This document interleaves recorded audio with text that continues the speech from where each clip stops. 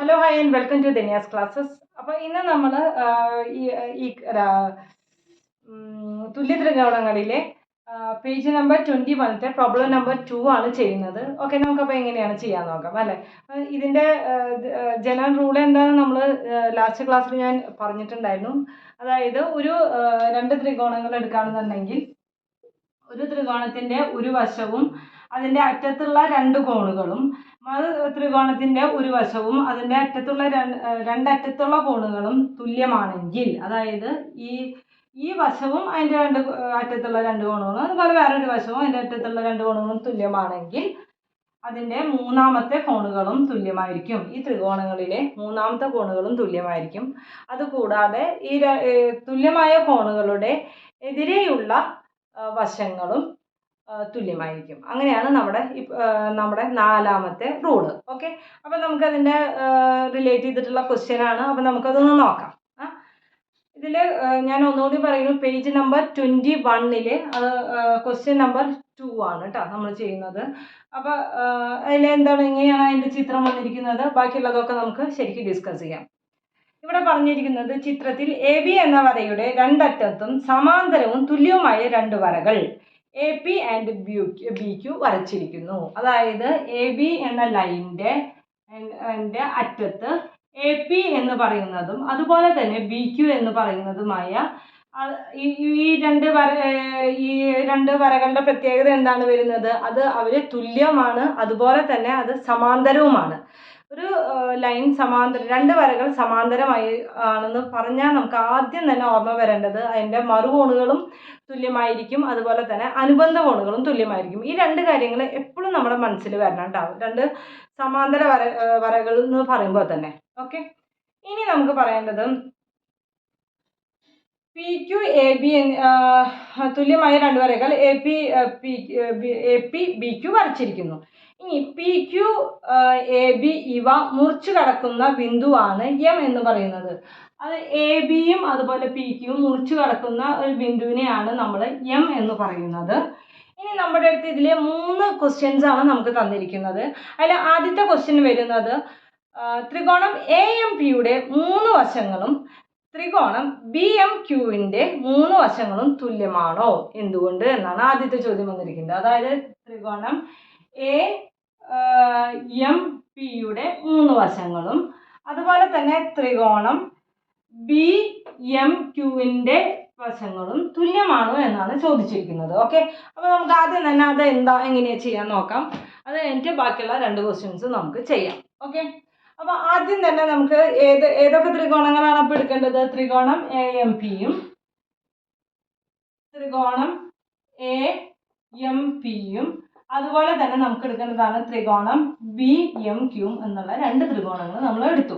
Okay, ഇനി നമുക്ക് തുല്യ വശങ്ങളാണോ എന്ന് അറിയാനായിട്ട് നമുക്ക് ആദ്യം തന്നെ ഇത് തുല്യ ത്രികോണങ്ങളാണെന്നുണ്ടെങ്കിൽ നമുക്കത് തുല്യ വശങ്ങളാണെന്ന് നമുക്ക് സിമ്പിളായിട്ട് അത് നമുക്ക് കണ്ടുപിടിക്കാനായിട്ട് സാധിക്കും.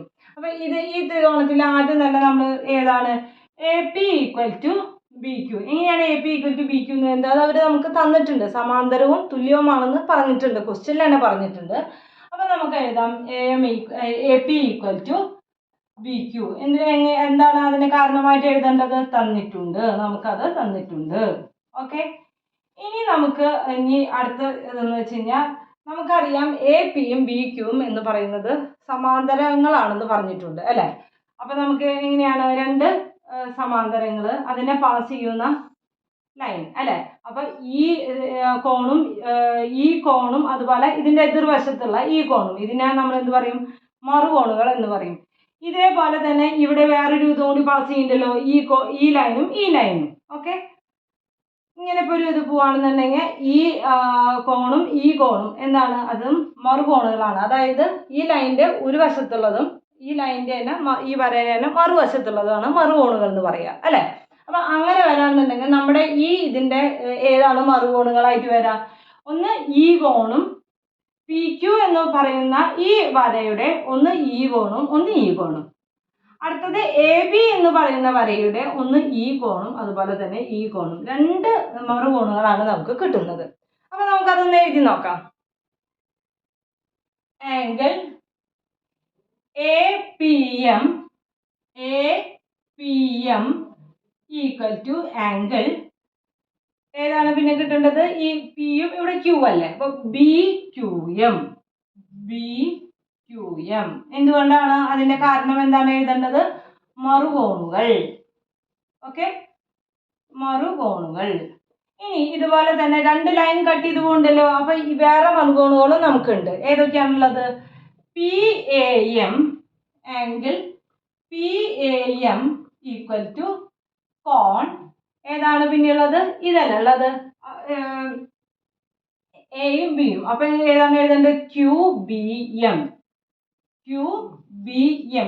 എന്ന് പറയുമ്പോൾ ഇതാണ് കേട്ടോ അതിന്റെ കോണ് വരുന്നത്. ഇതിന്റെയും കാരണം എന്താണ്? മറുകോണുകൾ തന്നെയാണ് കാരണം. അപ്പൊ നമുക്ക് എന്ത് കിട്ടി?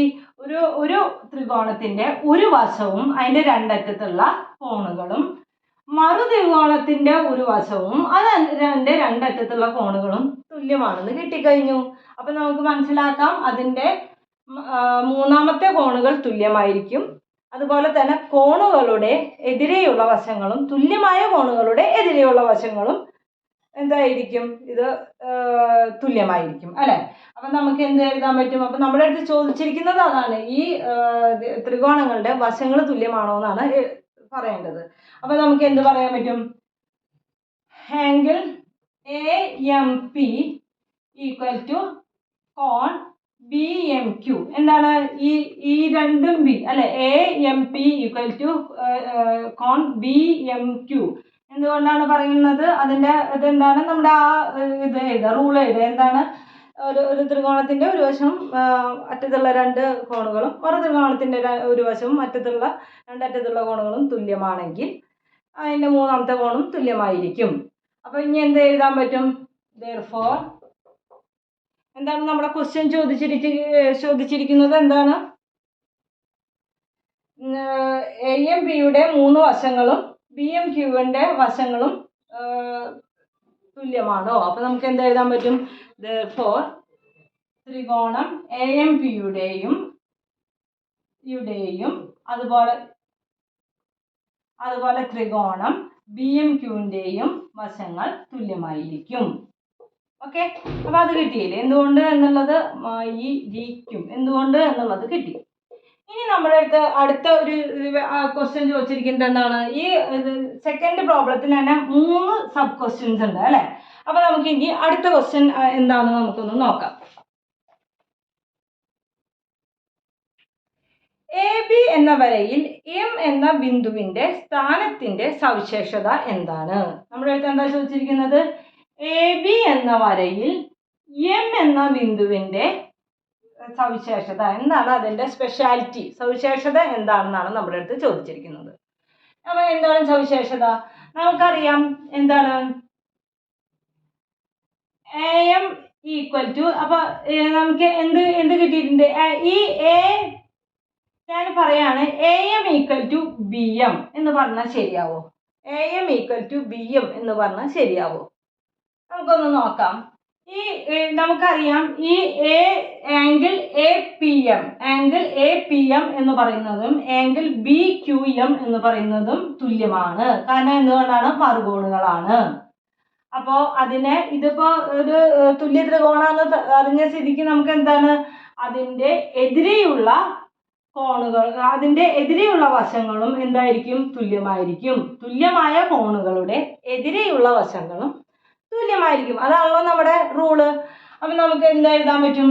Angle AM equal to BM. എങ്ങനെയാണ് നമുക്ക് പറയാൻ പറ്റുക? തുല്യമായ കോണുകളുടെ എതിരെയുള്ള വശങ്ങൾ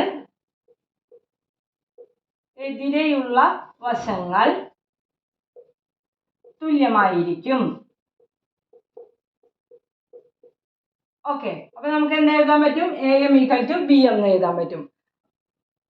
അപ്പൊ AM ഈക്വൽ ടു BM എന്ന് പറയുന്നത് എന്താണ്? therefore M എന്നുള്ളത് AB എന്ന വരയുടെ മധ്യബിന്ദുവാണ്. ബിന്ദുവാണ് അല്ലേ? അതായത് എ എമ്മും B M, A M equal to B M എന്ന് പറഞ്ഞു കഴിഞ്ഞാൽ അത് എ ബി എന്ന വരയുടെ മധ്യബിന്ദുവാണ് അല്ലേ? അപ്പോൾ ഇത് ശരിയായില്ലേ? ഇനി അത് കിട്ടിയല്ലോ. എ ബി ഇപ്പോൾ ഇത് എ ബി ഇപ്പോൾ 20 സെൻറ്റിമീറ്റർ ആണെന്ന് വിചാരിക്കും. അപ്പോൾ എ എം എത്രയായിരിക്കും? 10 സെൻറ്റിമീറ്ററും ബി എം എത്രയായിരിക്കും? 10 സെൻറ്റിമീറ്റർ. രണ്ടും ഈക്വലാണ്, തുല്യമായതുകൊണ്ട് കേട്ടോ. ഇനി അടുത്തത് എന്താ പറഞ്ഞിരിക്കുന്നത്? 5.5 സെൻറ്റിമീറ്ററിൽ ഒരു നീളമുള്ള വര വരയ്ക്കുക. പിന്നെ അതിനെ എന്താ പറയുക, ഒരു വട്ടം മാത്രം ഉപയോഗിച്ച് മധ്യബിന്ദു കണ്ടുപിടിക്കാനാണ് പറഞ്ഞിരിക്കുന്നത്. അത് നമുക്ക് ചെയ്യാം. ഓക്കെ, അപ്പോൾ ഈ പ്രോബ്ലം മനസ്സിലായല്ലോ. നമുക്ക് ഇനി അടുത്ത പ്രോബ്ലത്തിലേക്ക് കിടക്കാം. ഓക്കെ, അപ്പോൾ നമുക്ക് ഇനി തേർഡ് പ്രോബ്ലം ചെയ്യാം. ഓക്കെ, നമുക്കപ്പോൾ ഈ പ്രോബ്ലം ചെയ്യല്ലേ. അപ്പോൾ എന്താണ്?